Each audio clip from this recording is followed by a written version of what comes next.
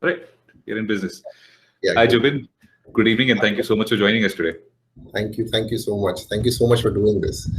It's weird to be saying thank you for joining us like this.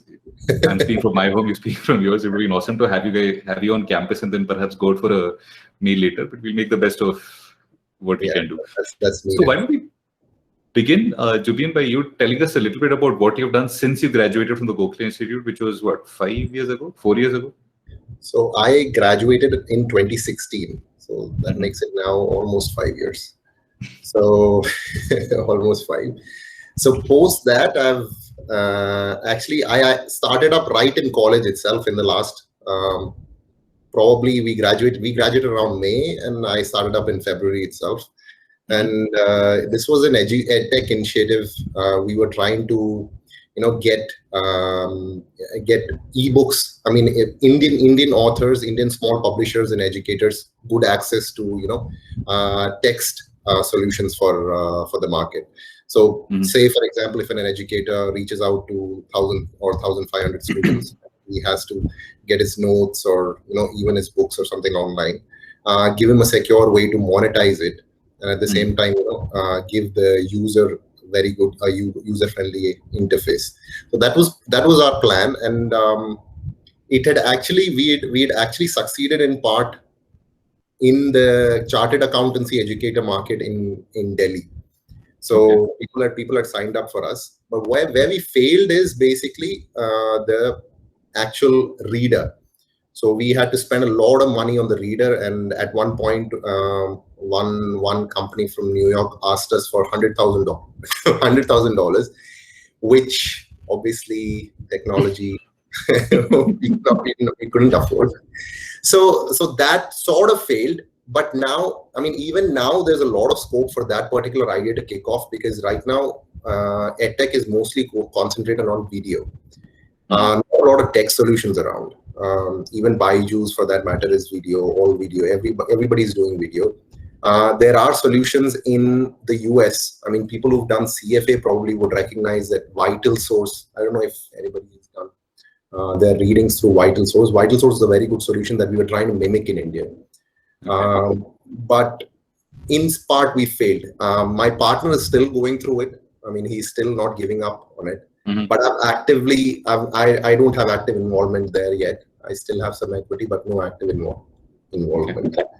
Then from 2019 onwards, I've been involved with Travel and Go. Travel and Go is a travel venture. Basically, we try to get we try to tap the office going market. I mean, the urban crowd who wants to go for weekend trips, close by, and get sort of connected with people. Not just so if, let's say for example, we give them a pickup point, and we get strangers and we give them an app where they can filter out the kind of people that they want to go out with, and the kind of trips, that the themes that they are going to be interested in. So if they would get access to like-minded people, form social connections and stuff like that.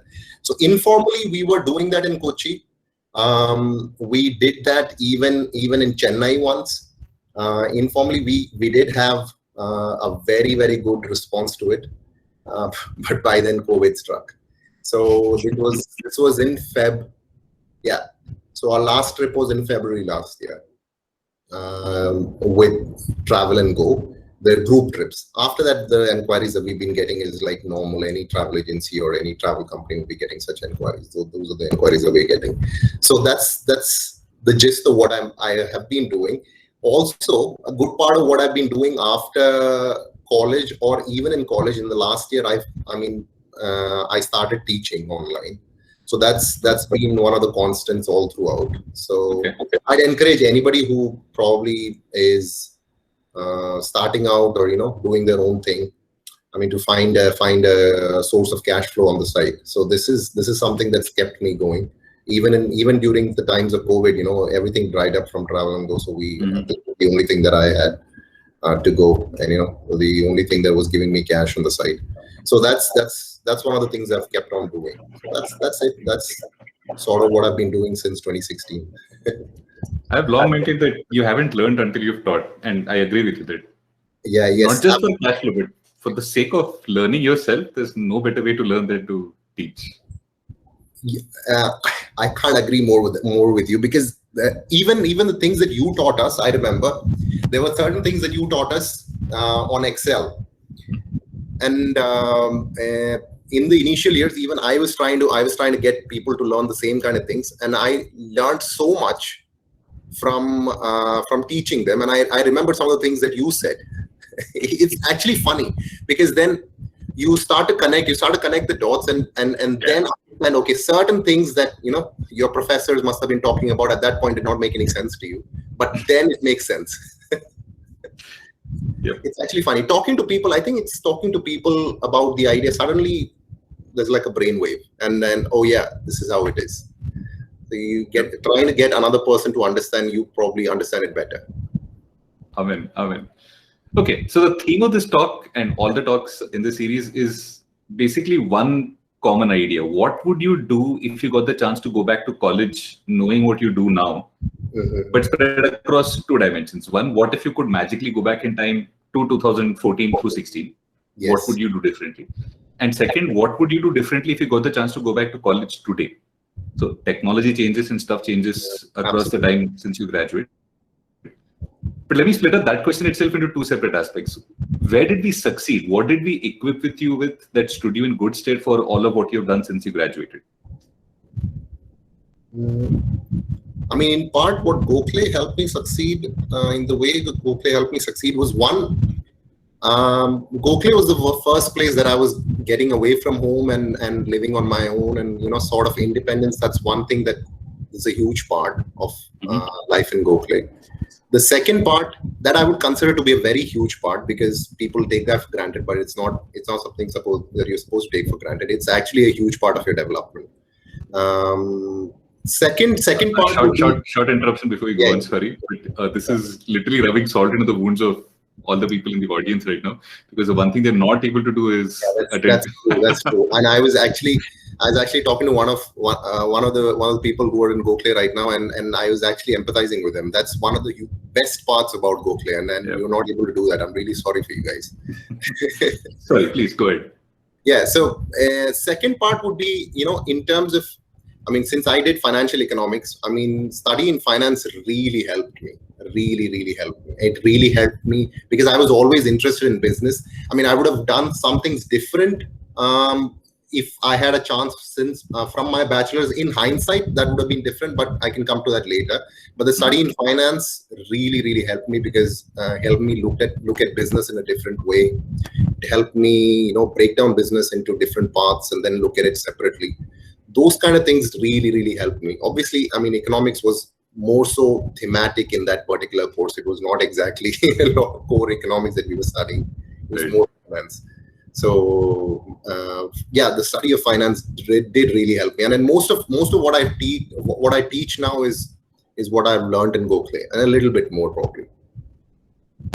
Fascinating. Okay, so that's a good part. And before we go to the bad part, you spoke about how studying finance helped you, especially in terms of disaggregating what a firm wants to think about when it comes to finance. The individual components. Can you give us an example? So let's say, for example, in my first venture with OneBook, it's structured. With Travel and Go, it's sort of more traditional, but with OneBook, since it's a software startup, the way at that time, the kind of valuations that were coming up were, mind-boggling, and the kind of projections that people used to do did not actually make a lot of sense to me. So at that time, it was very important to understand the value of the software that you're providing, and to provide it at a price that would make sense in the Indian market, because it was very easy to get carried away with the kind of projections that were being done, I mean, in the edtech market at that time. And people would come up with $1 billion valuation out of nothing. I mean, they had nothing, not even a product. And at that time, I don't know how, and for some people it did actually work out, but for a lot of people it did not make sense. I mean, they were just CEOs of an empty company and sitting there with their LinkedIn profiles. It's okay, it's fine, but it doesn't make sense. So at that time, it was very important for us to actually isolate the value, find out the true, essence of, okay, I mean, if somebody's going to buy a product, how much are they going to buy it at? Assign probabilities to it. Are they going to pay at a certain point? If we give it to them free, will they agree to pay later? All these kinds of things were something that you learned in parts at Gokhale, but you try to apply it here in real life, which was great, which was a good experience for me. Although the product failed, but I mean, the planning and stuff like that, it was good. It was good to do it at that time and apply the knowledge that you gained in college. That was a good thing. Arguably, if anything, the only way to learn is by failing in a business. So yes, absolutely. Those lessons you tend to. I would say that, yes, absolutely. I mean, I think you'll have to fail once or twice to really get good at this. Probably the only person who's not failed probably is Elon Musk. Has he failed? I don't know. I think he's too crazy not to fail. He's come close to failure more than once. Yeah. But yeah, I can't think of an outright failure where he's concerned. Okay, now for the bad news. Where did we as a Gokhale Institute fail you? What could we have done better? Probably, see, I am more so satisfied with the education that I got at Gokhale, but probably one thing that could have been improved was intensity. The intensity of the courses probably more, I mean, could have been more rigorous and could have demanded more from us. There were places where, I mean, there were subjects where I used to just, look it up probably a day or two before the exams, and I used to get decent grades, and that surprised me actually, because I was, that actually surprised me, because that was me being plain lazy and nothing else. And I feel that a master's course, you shouldn't be afforded that space. I mean, you should be made to work a little bit more, and probably a little bit more thrust on the work that you could do apart from the course. And especially for courses like financial economics or any other courses, these agricultural economics as well, agribusiness, even in that, it would have been great if internships and stuff like that were given more focus. And even during the course, if we were able to work on the side, that would have been great. I wouldn't recommend it too much for MSc Economics if people are going in for an academic, future. But at least for financial economics and agribusiness, that would have been great. I mean, there should have been more focus on that. But that's something that we lacked. Yeah, intensity. That's about it, because everything else was there for the taking. But if you're not taking it, it's your failure then. Everything else was available. I feel that. I personally remain conflicted about how intensive to make a course, because there is always going to be a distribution where students are concerned. Some are going to be like you with an insatiable appetite, but some are going to be, I just want to get by. Exactly.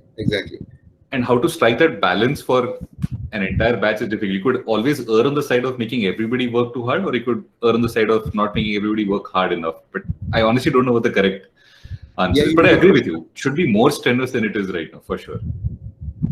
I mean, that I can say very clearly, 100%. Should be more strenuous than the time that I was there. Should have been more strenuous. Yes, absolutely true. But yeah, exactly. As you said, where is that balance? Where do you get that balance? Because people from all kinds of backgrounds come in, and I mean, not just, so for example, some of the things that may come easy to me would come easy only because I've studied in Delhi University, and that's a privilege actually, and that privilege is not accorded to a lot of people. So you have to also consider that. That's also true. But in terms of the time that you devote, and probably the not just the intensity in terms of how difficult things are, but probably the time that you devote to studies, probably we could have done a little better, because I've heard from people in my batch itself that Gokhale is like a paid holiday. So that does tell you that they're getting it too easy. Yep. Okay. Now you spoke about BU education being a privilege for you. The people who are listening into this call are all from the undergraduate program at the Gokhale Institute. So could you explain to both them and to me, what was it about your undergrad days at DU that made it such a privilege? What were the good parts? One would be that, you get to go to one of the premier in universities in India, and the kind of, I mean, the course structure and the syllabus that they have is a little more better than probably the other bachelor level courses that are available in other universities. That itself probably gives you an upper hand when you go into masters. Probably that could be it, because I did see serious gaps between what people had learned in other universities and the people who done courses at Delhi University.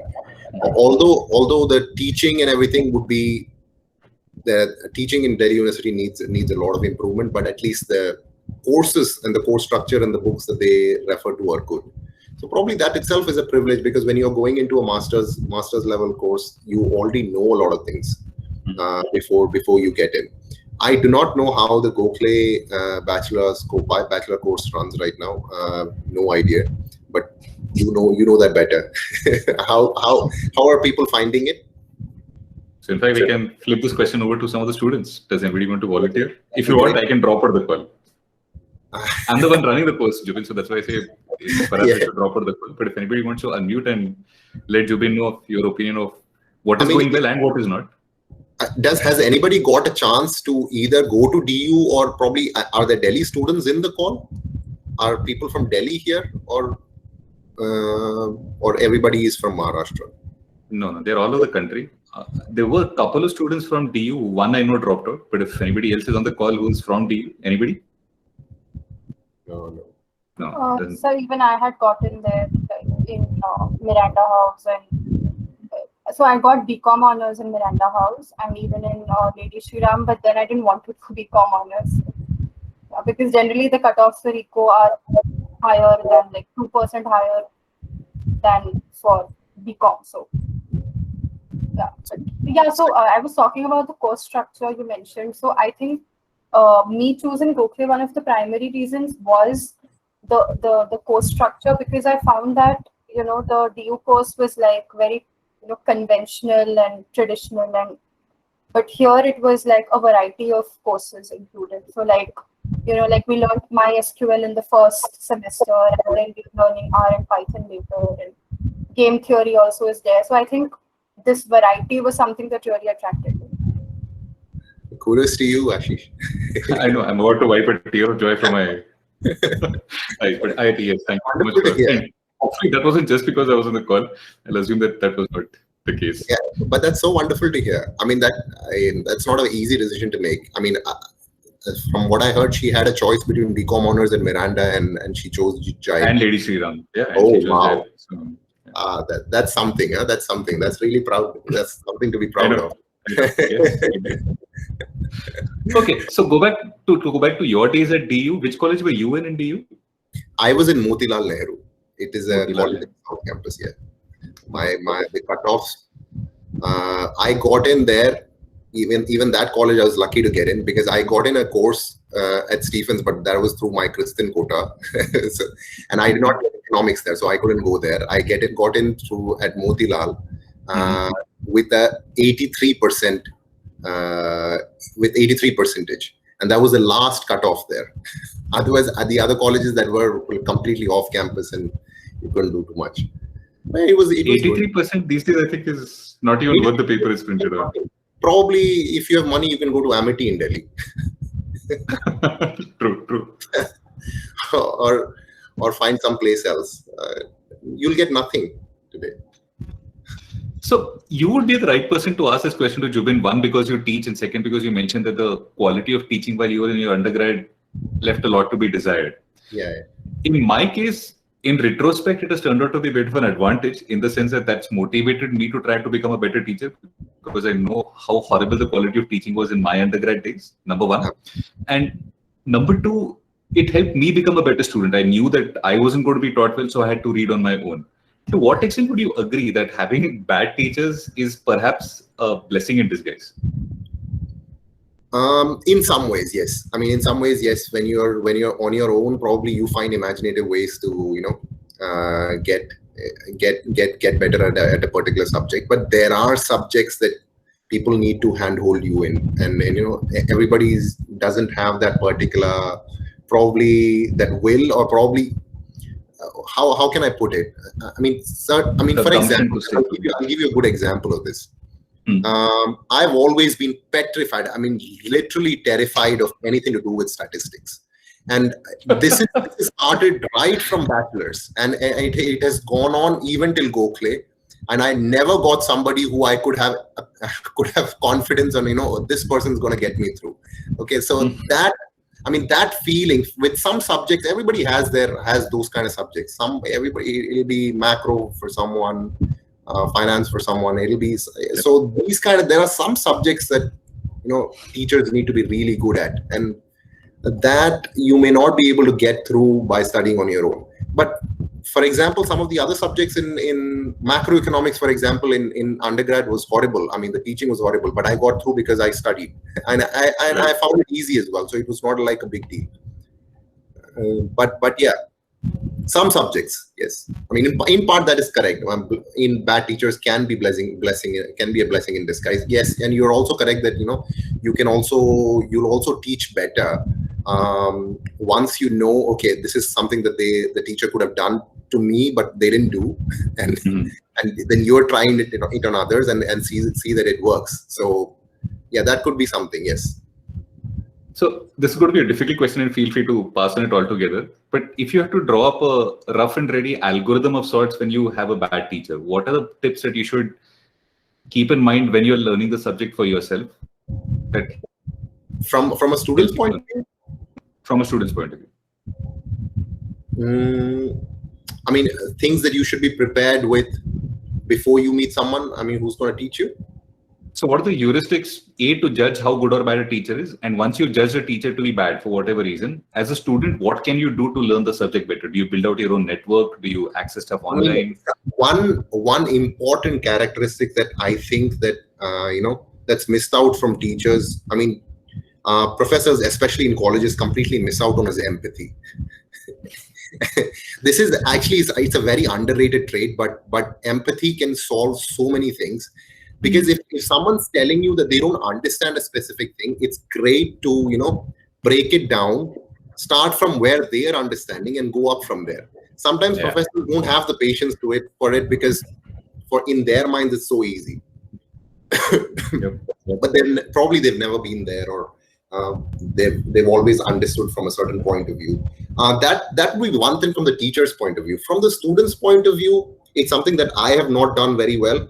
But just a light reading of something that you're gonna learn in classroom beforehand helps massively, really massively.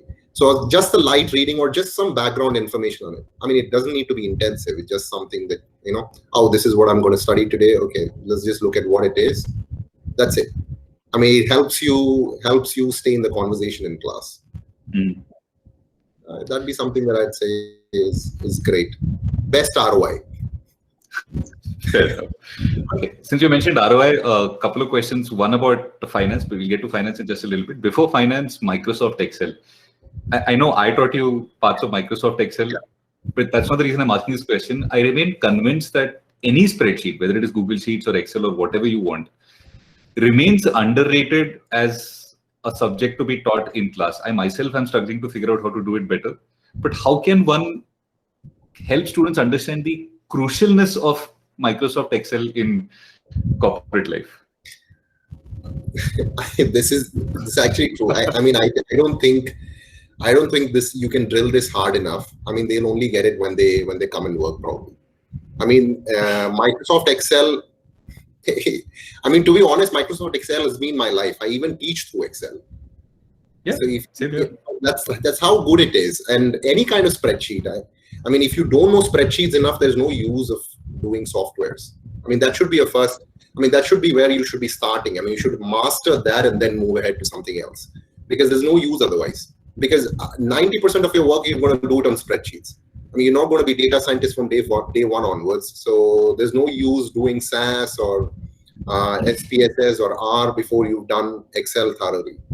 Really, there have been people who do I know from my class itself, there were people who knew how to run a regression on R, but did not know how to run a simple regression on Excel. That is dumb. But I agree, it is dumb. Yes, absolutely. That's useless. It's that kind of knowledge is useless. So you need to know first. Keep things easy. Excel is such an easy tool to it's so exciting as well. Excel is very easy to use.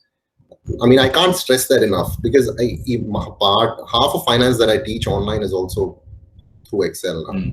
So it's I mean, it's the best return on investment. I mean, why wouldn't you do it? So I have finance on my list of questions, but I still want to continue with the theme of Excel. Let's say one of the students over here in this call came up to you and said that, I think I know Excel well enough. Yeah. What would be your top questions to test whether the student was telling you the truth or not? What are the non-negotiables for you? So if they are from a finance point of view, are they asking from a, I mean, like, if data sorting would be one, I mean, running all the VLOOKUPs and stuff like that, that's absolutely necessary. Apart from that, probably if it's a financial economics student, I'd probably tell them to, you know, just build a simple financial model and, you know, come up to enterprise value and stuff like that, you know, get to the enterprise values, give them some basic data and do a simple test of that. And if they can get there, I think they're good enough. They're good enough for me. I think that's it. I mean, data sorting would be one major thing as well. I mean, if you're doing data, I mean, people don't know data cleaning or, you know, these kind of things. They don't know, but they know how to run all kinds of tests and stuff like that. But that's useless. You have to do the first step first. I mean, you have to do that first before getting there. So those kind of things, I mean, these kind of things you only learn at work. That's also one thing. I mean, there are things that you can learn in college, but I mean, these simple steps you only learn at work. But yeah, you can't teach everything in college as well. There's a part of me that wants to disagree with you in the sense that I think it is important that we teach this stuff in college without knowing, like you said, data cleaning. So of those hajar memes that Ever Given created, one of my favorite memes as a data nerd was the ship is shown as being cleaning the data and the Earth mover was shown as building the model. Funny, precisely because it's true. And I agree with you. Cleaning the data is a skill that we just don't teach well enough in colleges. Now the second part, finance. So these students have had a couple of courses in finance, one on management and cost accounting and one on basic financial tools. And this is in their first year of their undergrad days. Okay. Oh, wow. Wonderful. But if they had to get better at finance, whether in terms of applying for a job or studying further, are there books, materials, online resources that you would like to recommend that students can learn from in order to get better at finance, more conversant with finance? Read up Aswath Damodaran's blog. Excellent pick. Excellent pick. Yeah, I mean, at least reading it, some of the things you may not even understand. I mean, first time I started reading it, I did not even understand a lot of things. But you know, those are things that if you read, probably things click 1 year later. This has happened to me. So you may read and you may say, okay, you didn't get anything out of it, but just give it a go. I mean, just read up those kind of blogs. Aswath Damodar is a great pick. Apart from that, probably one thing that I've noticed with finance students is a very poor understanding of financial accounting. I mean, that's an absolute key to understanding finance. So financial accounting knowledge should be absolutely basic. I mean, just to give you an example, there was a student that I was teaching, and she was from a good university in the US, and she was doing finance, corporate finance, and she was in her second course. So she's already done one course in finance. This is the second part of it. And during the course of our conversation, I realized that there was something wrong with the way she understood equity. And apparently, she didn't understand that revenue positively impacts equity. This is, I mean, so these kind of small things, you know, that can only come with a very good understanding of financial accounting. So financial accounting is something that you need to be really, really thorough. Probably even at bachelor's level, that should be something that you should be focusing very, very well on. The other things, you know, those kind of things will easily come to you once you have a very good understanding of the whole system. So that'd be something that I'll recommend very highly. Apart from that, you know, there are a lot of things that you can pick up. Even, for example, pick up, let's say, are they given subscriptions of, good, this thing, like, I like Bloomberg Quint for that matter. I mean, if you're looking at finance, in India, Bloomberg Quint, I think, is a good one. I have a subscription of that. I don't know if such subscriptions are provided right now in Google. Reading up again in that is a great thing to do.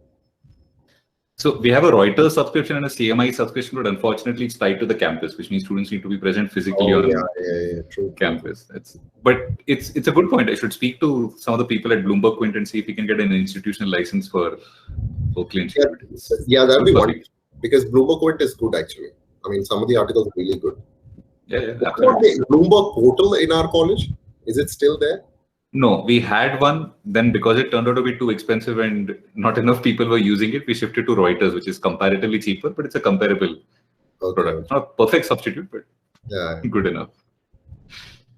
But yeah, I can't wait for these guys to come back on campus and have them access some of these resources that unfortunately are tied to the campus. By the way, public service announcement for the students of the call: EPW access is remote now. So if any of you want to read economic and political weekly articles, drop me a mail.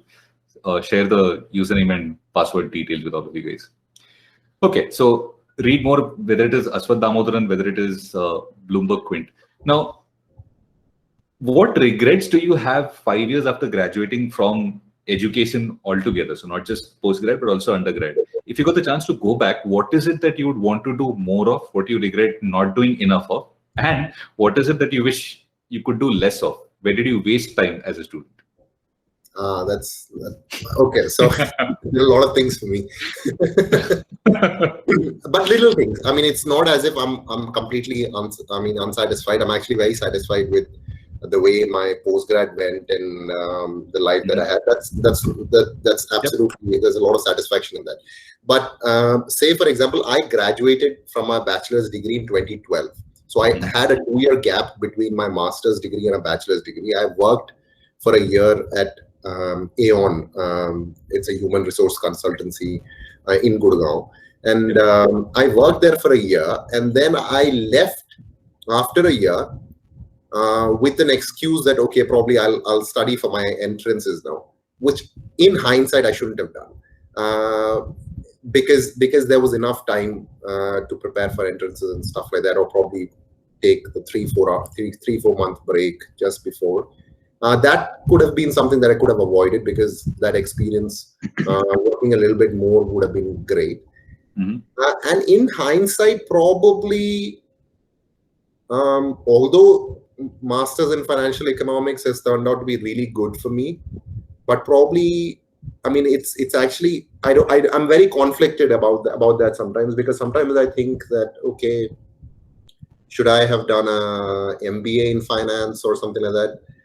That's something that I'm still conflicted about. But since I've already gone through Gokhale and the life, I have very fond memories of it. I can't think of anything else for which I would have missed those things. So in terms of that, that's probably one thing that I could have changed. Apart from that, in bachelor's, probably study a bit more. That's all. But I agree with you. My major regret is I wasted 3 years of my life in undergrad. I could have done so much. Probably study a bit more would have been. But DU does not let you do that. I mean, DU is such a. DU is really does not let you do that. Okay. All right. One question that I'm sure a lot of the students are going to be very interested in hearing your answer to. You did not immediately do your master's after you did your undergrad. There's a 2 or a 3 year gap, correct? 2 year gap. 2 year gap. Of which one, like you said, was spent working and one was spent in preparation. Yes. In hindsight, did the work experience help you be a better master student? Yes, it did. How so? Could you elaborate? I mean, I was actually more patient, with a lot of things, and I was able to connect with professors a little bit more, and I was even a little more serious once I came out of work. that these things actually matter. So one is that some of the studies that you have, let's say for example, simple things like I even remember a session that you took for us in the main building, in that hall. I don't remember. Seminar hall. Yes. The seminar hall, that used to be a place where you used to take microeconomics sessions for us. And I remember at one point you were talking about something with relation to perfect competition, and I was connecting it to the kind of work that I did, and the kind of competitors that we had and stuff like that, and how things would be in that kind of a market structure and stuff like that. So these are simple things. I mean, it's not like you would have a brainwave or something like that, but these are simple things that would help you. I would strongly recommend it. Probably work a little bit more than I did, because I only worked for a year and a month or so. Probably work for 2 years or something like that, and then get into a master's degree if your interest is to stay in say business or the corporate field. I mean, if your interest is academic, I don't know if in India it makes a lot of sense to work in between. I have no idea. Probably you could answer that better than me. You're risking starting you off on a long diatribe, but I remain convinced that you should not be a teacher without having worked. If you don't have skin in the game, you have no moral right to teach. That's great. Okay. That's interesting. So, I mean, you say that you should work before you start teaching. Absolutely. If you don't have a sense of what the world is like and what it works like, then what are you teaching people about? Especially the kind of subjects that let's say, for example, financial economics or agribusiness. Exactly. Absolutely. Yes, I agree with you. Yes, that makes a lot of sense. Okay, we'll leave some questions towards the end for the students to ask, but there was one question in the chat which I'll ask you right now. Ayati asked, what are the major differences in terms of what is being learned and what are the skills being acquired between an MBA finance and an MSc in financial economics? Probably intensity. MBA in finance is more intensive, and there are a lot of other courses that you're doing along with it as well. So generally, MBA in finance students that I have taught as well, they have more courses that they're doing than the amount of courses that we did in MSc Financial Economics. I think the amount of courses that we did every semester, probably we had 5. So 20 papers, correct? Yeah, 20 papers. So 20 papers is what we did. An MBA in finance would easily do probably 35 to 40. Easily do 35 to 40. So a little more, I mean, much more intensive. So that's what I mean, the initial criticism of, it's not being as intensive as it was supposed to be. Maybe intensity, but that's also something we need to take it in. I mean, in hindsight, we also need to remember that there was, I don't know how the MSc Financial Economics course right now runs in Gokhale. But when we were there, we were probably the 3rd batch or something like that. So it was still a very new course. Correct. Yeah, it was still a very new course, and people, I mean, Gokhale was still finding it, finding people to teach subjects. So yeah, probably intensity would be the main difference between these two. Apart from that, an MBA in finance is just going to teach you a little bit more about the world. That's all it's going to do. And half of the things you're not sometimes even understanding. Probably your group is getting you through. Yeah, if you're into group work, your group is getting you through it. I mean, it's more about intensity, I'd say. Nothing. I mean, nothing more than that. Okay. Now about networks. So what I mean when I say networks is 2 things. One, what tips do you wish you had known while you were building out your own peer network, both in Gokhale and other colleges? And second, how do you start to build out a network of professionals while you're in college? While you're in college, that's a tough question. With networking, networking is very, very easy if you keep yourself open to conversations and, be open to being friends with everyone, all kinds of people in college. I mean, even with the people that you differ in terms of opinion.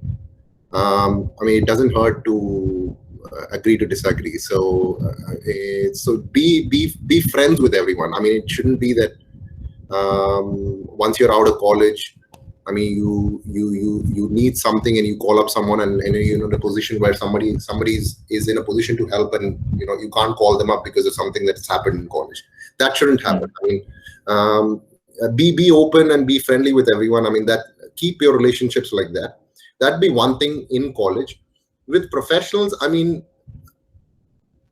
I'd say the kind of relationships that I maintained in college have stood me in good stead, because even now my friends are in all kinds of places. So if there is at one point, if I need them around, or I want to tap into some opportunity or something like that, I can always call on them, and they'll, I'm sure they'll help me as well. So I think relationships like that are the most important. So and connect with everyone. I mean, even with, I mean, there's this problem with Gokhale, that that you have people coming in from all kinds of regions, and those regions that form groups, and they stay among themselves. So that shouldn't happen. And because the first year, I don't know, you had the fortune of staying in a good room and stuff like that when you were in the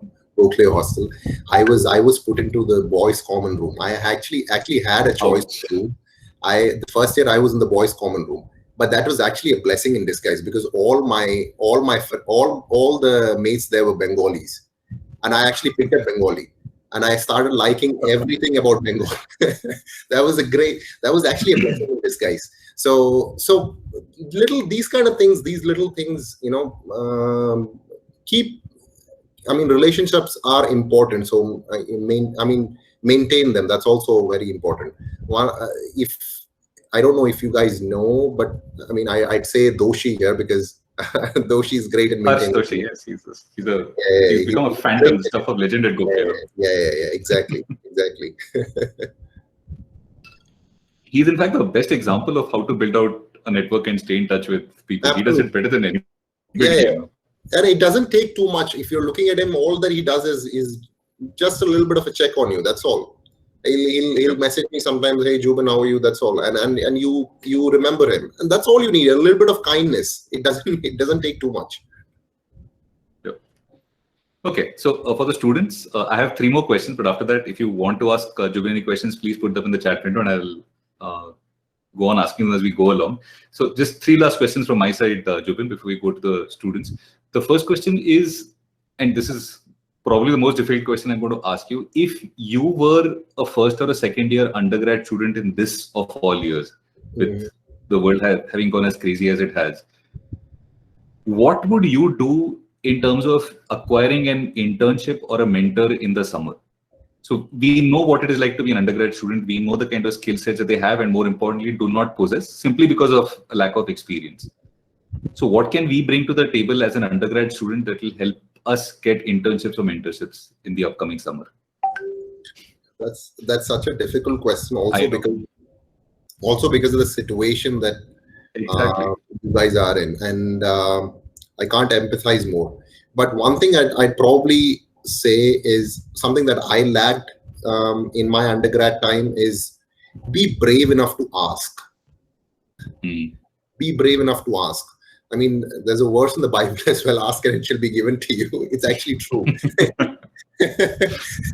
So be brave enough to ask of certain people, and sometimes people are there ready to be mentors and ready to guide people. It's just that nobody goes and asks them, and they're brilliant people. People working in all kinds of really good positions. They don't have people asking them, and that's just it. And if you're asking them, probably be brave. Probably if you don't have the kind of people in your network to ask, that's somewhere probably that you can help them. I don't know how this can be worked out, but yeah, I mean, this is something that I seriously lacked at when I was in undergrad. I did not have the courage to ask people. I mean, it somehow felt that I did not know much. But you don't need to know much. That's the secret of it. And you don't need to know much. I mean, without knowing, I mean, as little as you know, you can actually help out at some place, even an internship, even if it's getting tea or coffee. You can listen into a conversation, remember that. That's actually more than enough. But be brave. That'd be one thing and it's even more important at this point in time. I don't know how internships are going to work. And, one of the good things about internships are, just to be in that conversation, listening on meetings, and because you're not doing much at that particular moment in time. Correct. You're just there, probably placed as an object, but you get so much of the conversation and stuff like that. That's something I don't know how we're going to do that now in this. Exactly. I've been stumped. So I've been trying to figure out internships and mentorships for the BSc students and the MSc students. But it's like you said, I don't know how it will work out in the online world. But there's a lovely story that you might be interested in, Jubin, about not being afraid and asking. Zubair Naqvi, who's 3 years my junior at Gokhale, he had just joined fresh from the Indian Economic Service, the Office of the Chief Economic Advisor in the Indian government. And they had just put out an advertisement for an executive assistant to Arvind Subramanian. So this guy's 2 weeks into his job. He's would have been what, around 22, 23 years old at that point of time. And he chose to just walk into Arvind's office and say, can I apply? And Arvind was so enamored by just the approach that he said, why apply? You're it. That's it. And he got to be Arvind Subramanian's EA for about 5 years, if I remember correctly. It's a lovely story. So I mean, it's completely. That's so inspiring. I mean, that's great. I mean, and he's doing so well for himself. And exactly. He went to Harvard, and I don't know if he's quit the IES. No, he's still there. He's still there. As far as I know. He went to Harvard, and he's come back, and he's doing such a good job. Yep. That's a great story. I didn't know that. Yeah, it's a lovely story. How he got to, I had no idea. Okay, and 2 last questions, like I said. So the first one was about the mentorships. One of the things that Ayati and Anshi found out about you was the fact that you like poetry. Yeah, so I love poetry. This is something that has been my go-to. Probably even in stressful times, I like to write, but I like to write more about the kind of people that I meet. So pick up observations from their life and, write about that and how probably they must have gone through in life. And I don't know if my Instagram is full of poems. I was just about to ask if there's any place that we can take a look at your. I put it up all on Instagram, and that's probably 60 to 70% of probably half of what I write is in there. Nice. So, but again, I mean, this again was something that I was not brave to put out into the world earlier. But over time that I got confidence to put it out. These are simple things, actually. I mean, poetry is something that I really like, and I'd like to share with others as well. If there is something that you guys like, I mean, do not be afraid to put it out into the world. I mean, it can be anything. I mean, that's one of the really good things that I love about Ashish. I mean, he brings about these kind of different things, and you have this podcast running, you have this blog, all kinds of things running. Be brave to do all of these kind of things. Sometimes it takes us a little bit of a push. That's all. I mean, for me, the effort is nothing. I mean, I just had to gather courage to put in that first post, and then after that, it was very easy. Yep, agreed. All right, and my last question, and Jubin, I've been waiting ever since we decided to invite you over here. I've been waiting to ask you this question, and you'll forgive me a little bit of Schadenfreude. What's up with Liverpool, man?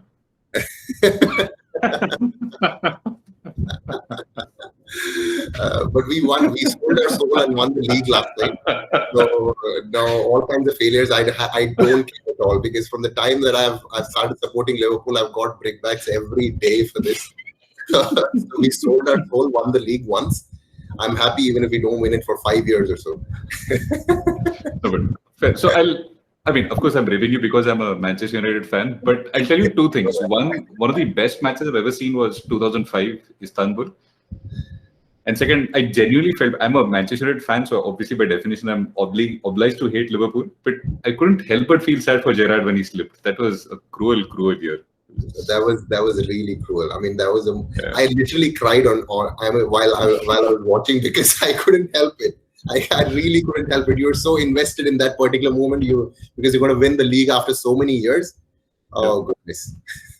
Terry slipped in the 2008 Champions League final. I didn't feel bad, but Gerrard slipped and it was heartbreaking. Who cares?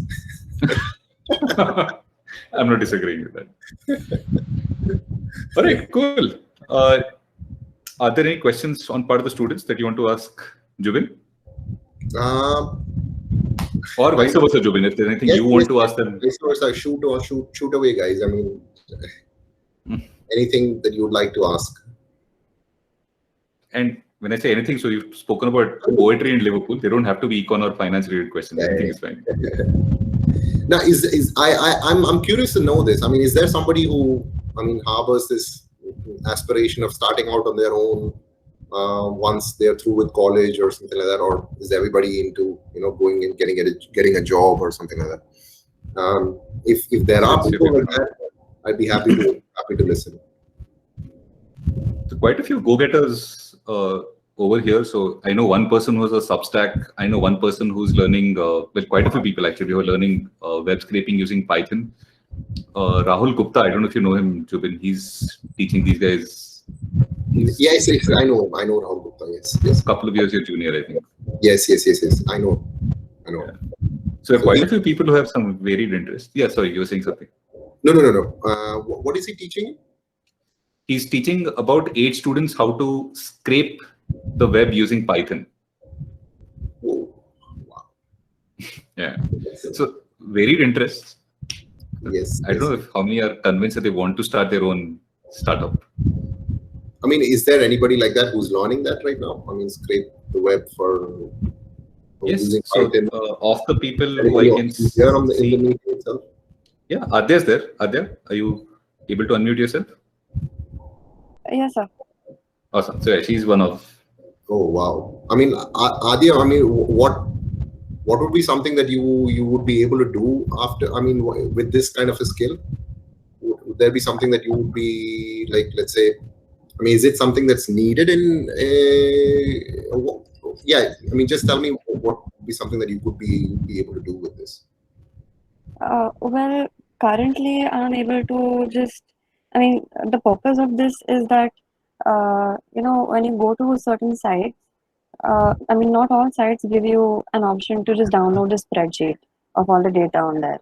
So if there's a table on a site that, let's say you want to put it onto an Excel sheet, so this skill really helps you through it. So you just write some lines of code and then you run it through and then done. It creates an Excel sheet. That's wonderful. That's wonderful. So I attended some of these sessions myself, Jubin. One use case that Rahul spoke about was you should be able to enter the name of a movie and the program will scrape IMDb for ratings for that movie and reviews of that movie. So you could use maybe Excel as a front-end tool and a user just enters the name of a movie and you populate that Excel sheet with ratings and reviews of the movie from IMDb. That's wonderful. One use case. I mean, there are a lot of use cases then like that. I mean, tons. Yes. Yeah. That's great. That's great. Great to know that. Yes. Anything else, guys? I mean, I don't think when Jubin was a student, I used to have the 5 random questions in class. I don't think so. Did I, Jubin? No. So that's one way that I usually try to end classes these days. Yeah. So these days, whenever I teach, I always mandatorily end with 5 random questions. Students must ask 5 random questions. 5 random. The reason I bring that up is because all of these guys have been well trained in the art of asking questions. So hopefully some will come up soon enough. And how has that been for you? I mean, like the 5 random questions, do you get stuck at some? That's in fact the best part, right? So the best question is one which I don't know, which helps me learn better. Yeah, so I look forward to the questions that I have no clue about. Those are the best. My favorite one so far has been Melody Itni Chocolatey Kyun Hai? Who asked you this?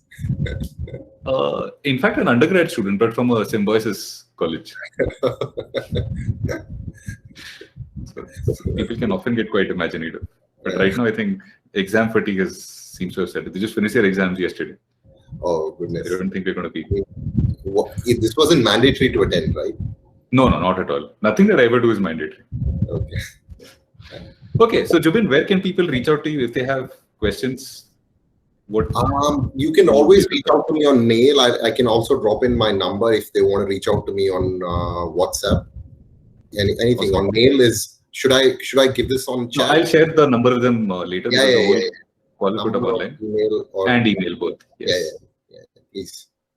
Awesome. Please. Especially if you're someone who's wanting to start up or probably in the last years of college and you want to start up something, you're always free to bounce your ideas with me. And even better, if we can hold Jubin to it, if any of you are interested, we can have him walk us through a couple of Aswath Damodaran's blog posts. That session I myself will want to attend.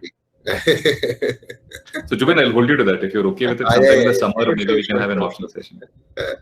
I'd love Awesome. to do that. I'd love to do that one day. Cool. So especially on a Saturday evening, Jubin, thank you so much for making the time, and hopefully we can have you on campus in a real sense. Yes. This is absolutely been a pleasure. Thank you so much for doing this. This is great. It helped me relive some memories from Gokhale as well. Thank you. Thank you once again, Jubin. Thank you.